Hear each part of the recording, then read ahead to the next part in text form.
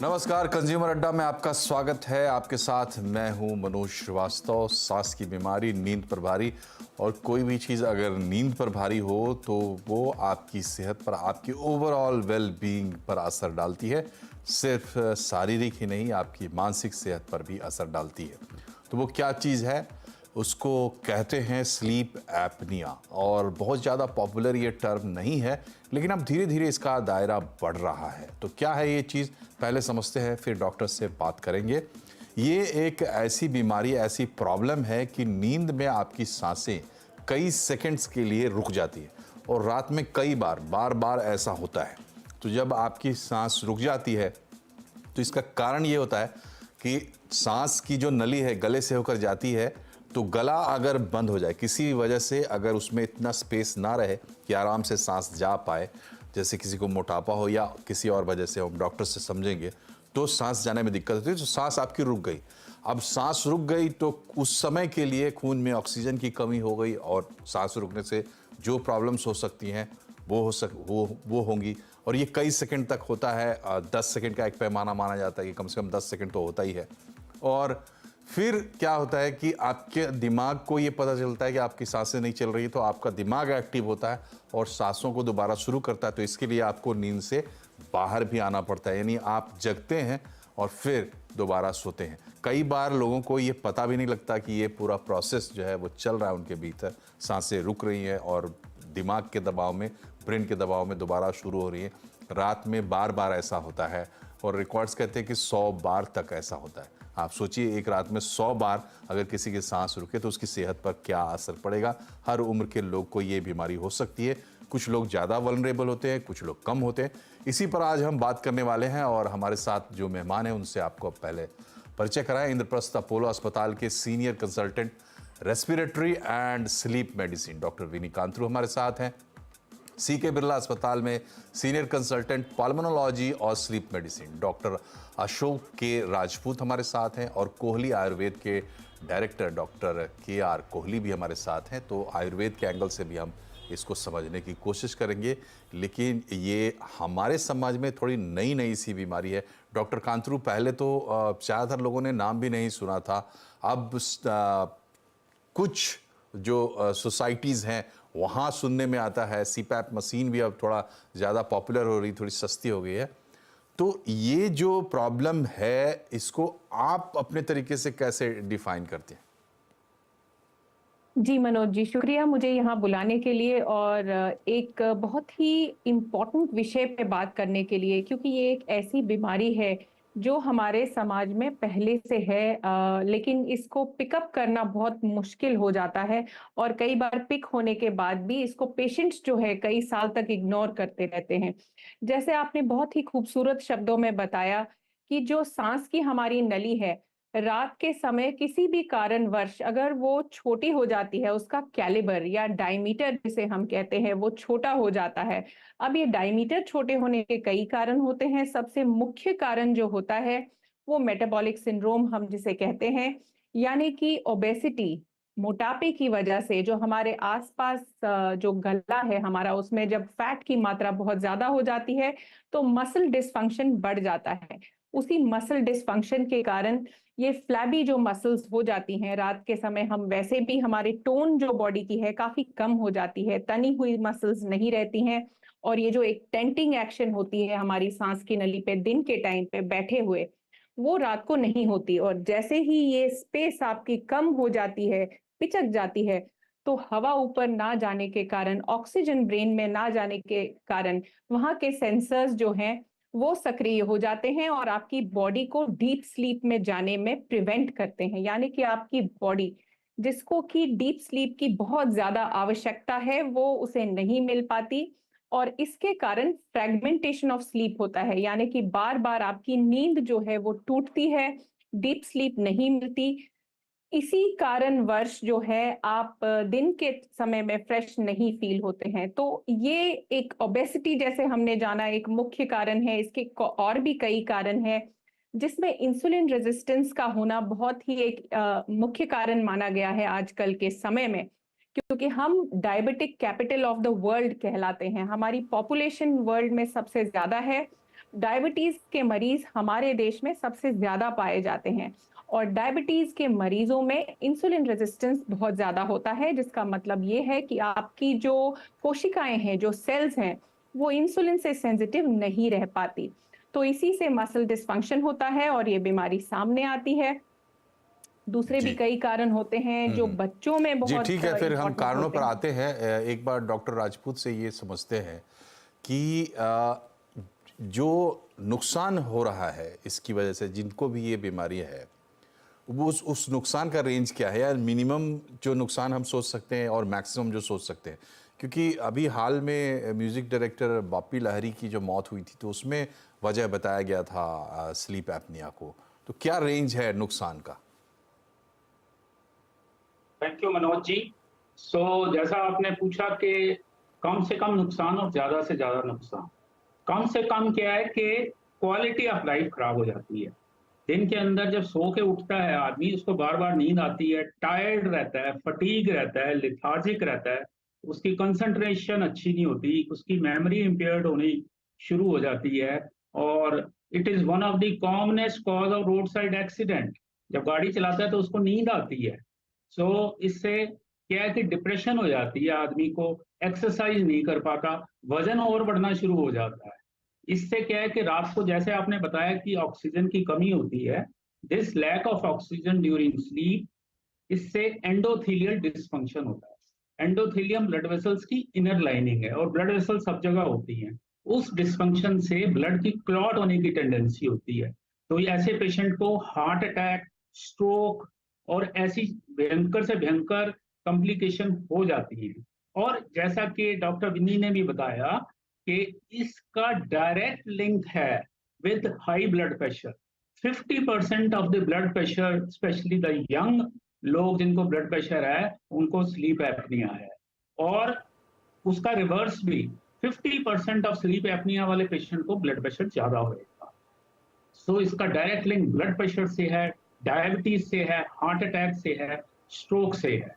और subtle quality of life, जैसा मैंने बताया, टायर्ड, फटीग, लिथार्जिक, कंसंट्रेशन ना होना, वो लाइफ में ट्रिवियल सी चेंज आती हैं, डिप्रेशन सी रहती है पेशेंट, एंड वो ज्यादा क्योंकि उनका वजन ज्यादा होता है, इससे वो ज्यादा ट्रेवल भी नहीं करते, कर भी नहीं सकते। और it is also one of the commonest cause of divorce in the world. Means इतनी जोर से लाउड स्नोरिंग होती है कि उसका स्पाउस उसके साथ नहीं सो पाता, जैसा कि आप फोटो में दिखा रहे हो कि spouse gets tired of, they also don't get sleep because the husband or the wife is snoring a lot. जी जी। और ये जैसा रात को बार बार सांस रुकता है, उससे बहुत कॉम्प्लिकेशन होती है। जी। डॉक्टर कोहली, देखिए, ये जो हमने बातचीत की या जो हमारी जानकारी है स्लीप एपनिया के बारे में, ये एलोपैथी से निकल कर आ रही है, मॉडर्न मेडिसिन से निकल कर आ रही है, लेकिन पूरे लाइफ को इस तरीके के प्रॉब्लम्स को, एलिमेंट्स को देखने समझने का आयुर्वेद का अपना एक नज़रिया रहा है। वो क्या कहता है? जी, देखिए, आयुर्वेद का तो जैसे नाम ही, देखिए मनोज जी, आयु और वेद है, यानी लाइफ का नॉलेज है। तो लाइफ के नॉलेज में आहार, निद्रा और ब्रह्मचर्य। आहार यानी डाइट, निद्रा यानी दी स्लीपिंग हैबिट्स, और ब्रह्मचर्य यानी पूरा लाइफ का डिसिप्लिन। इस तरह से ये तीनों को उपस्तंभ बताया हुआ है। त्रयोस्तंभ, 3 बड़े बड़े स्तंभ हैं जीवन के। नींद इतनी इंपॉर्टेंट है। नींद अच्छी होगी तो नॉलेज अच्छा आएगा, अलर्टनेस आएगी, इम्यूनिटी बढ़ेगी, सब कुछ होता है, स्ट्रेंथ बढ़ेगी। और नींद अच्छी नहीं है तो स्ट्रेंथ भी नहीं होगी, इम्यूनिटी भी नहीं होगी, स्ट्रेस भी होगा, ब्लड प्रेशर भी होगा, सब कुछ होगा। तो ये जो आहार, निद्रा, ब्रह्मचर्य का त्रयो उपस्तंभ बताया हुआ है, इसी से मालूम पड़ता है कि नींद को आयुर्वेद ने कितना महत्व दिया हुआ है। अब इसमें नींद को अच्छा रखने के लिए बड़े सारे कारण हैं। अभी पहले तो हमने देखा, हमारे दोनों जो डॉक्टर पैनलिस्ट हैं, उन्होंने बताया कि किस कारण से ये स्लीप एपनिया हो रहा है। स्लीप एपनिया बेसिकली हो रहा है, वो श्वास नलिका छोटी हो गई या अवरोध हो गया उसका जी।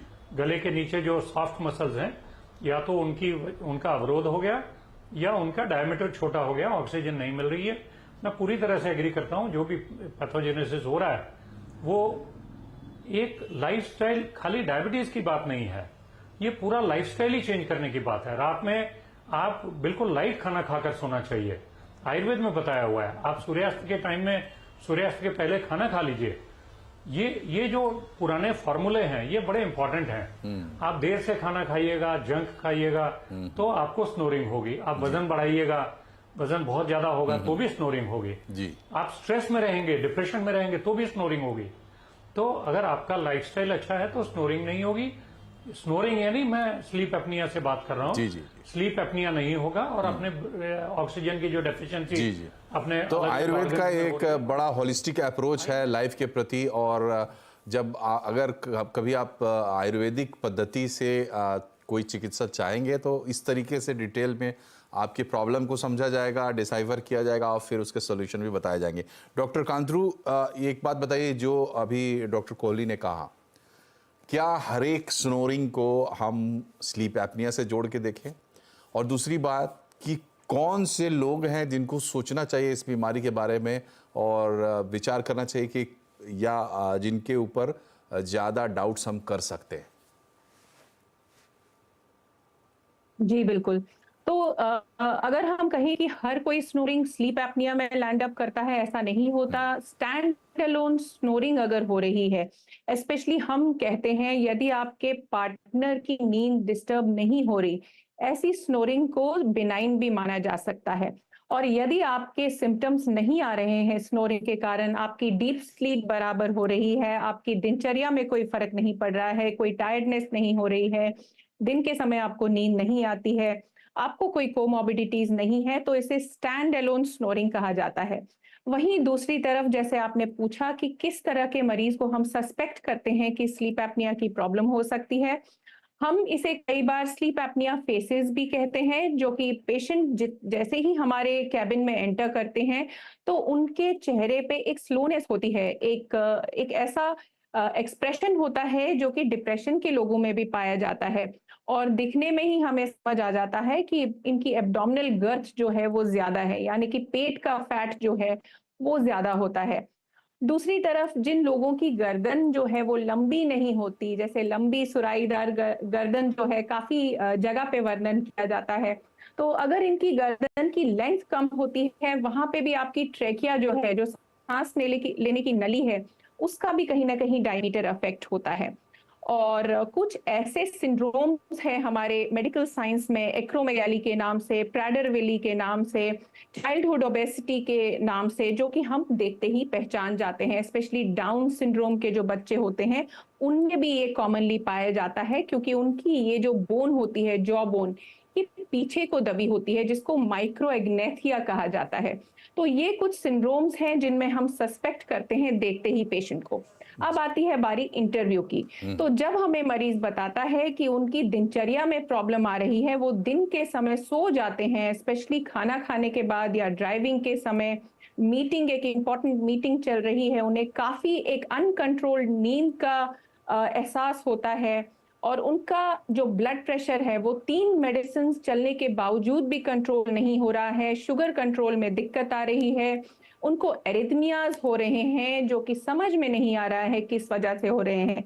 एरिथमिया का मतलब होता है दिल की धड़कन का इरेगुलर हो जाना, चाहे वो फिर एक हाई हार्ट रेट को रूपांतर में प्रेजेंट करता है या लो हार्ट रेट के रूप में प्रेजेंट करता है।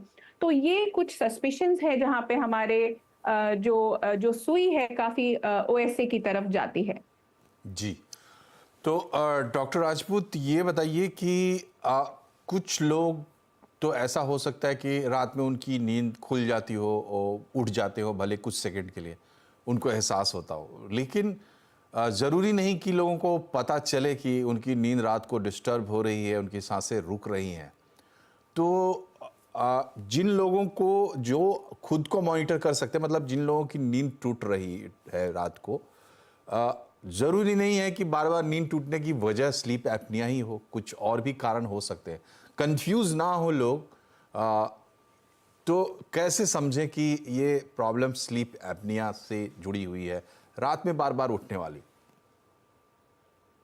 तो ऐसा है मनोज जी, बहुत अच्छा सवाल है। कि अगर तो स्पाउस के साथ सो रहा है कोई और बार बार स्नोरिंग हो रही है और बीच में गैप आ रहे हैं, पॉज आ रहा है, सांस रुक रहा है, आवाज एकदम से बंद हो रही है और झटके से फिर से शुरू हो रही है, जिसको हम स्नॉटिंग बोलते हैं, और उसके साथ या लेग्स की मूवमेंट या आर्म्स की मूवमेंट हो रही है, तो ये तो डायरेक्ट दर्शाता ही है। कई बार पेशेंट्स को पता ही नहीं होता कि ये सब सोते हुए उसके साथ हो रहा है, पर स्पाउस जो है ना वो सबसे ज्यादा समझ जाते हैं कि इसमें स्लीप एपनिया ऐसे होता है, उनको क्लासिकल प्रेजेंटेशन समझ में आ जाती है।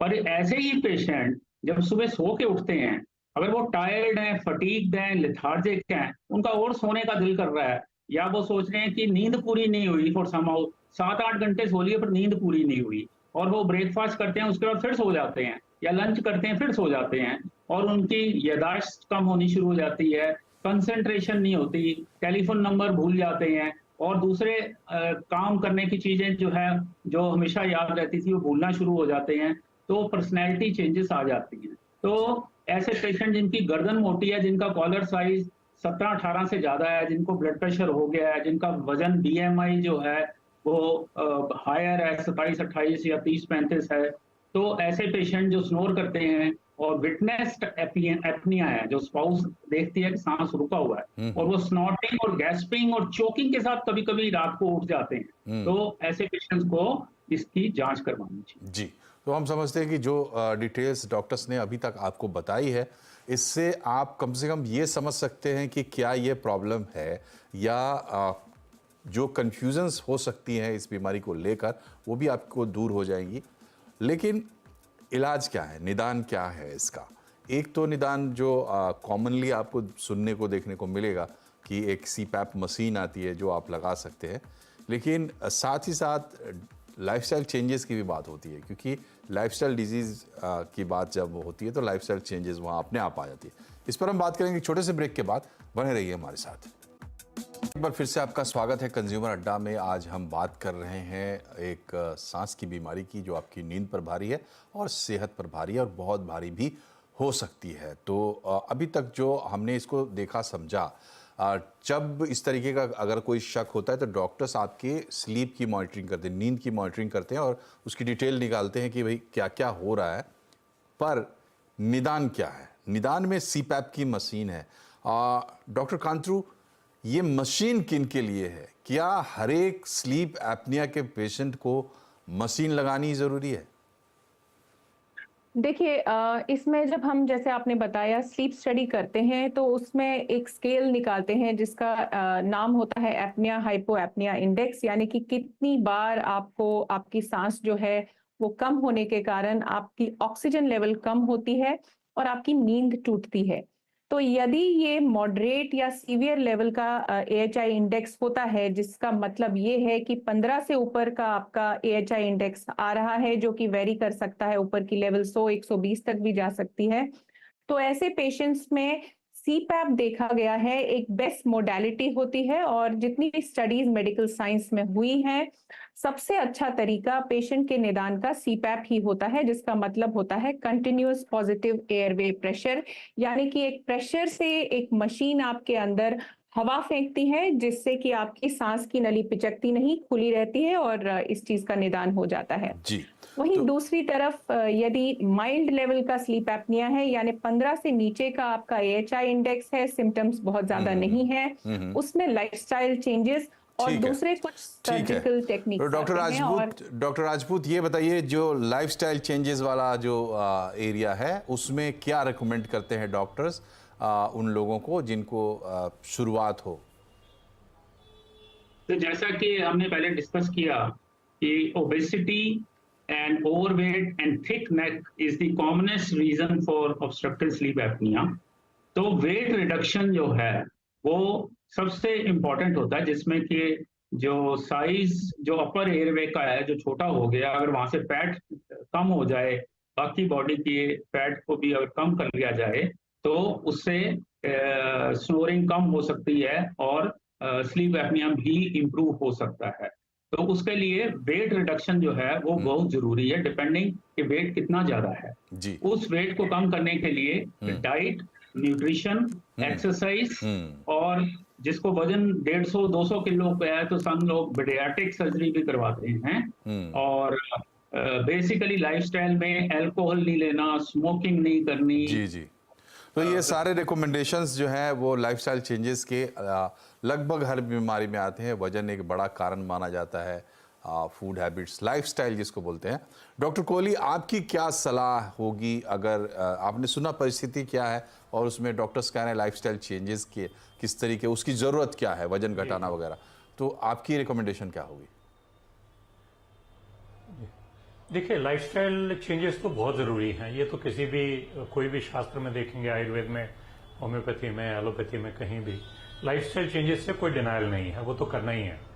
उसके साथ साथ आयुर्वेद की विशेषता है कि हम लोग पंचकर्म करवाते हैं। पंचकर्म से शरीर की शुद्धि, मन की शुद्धि होती है।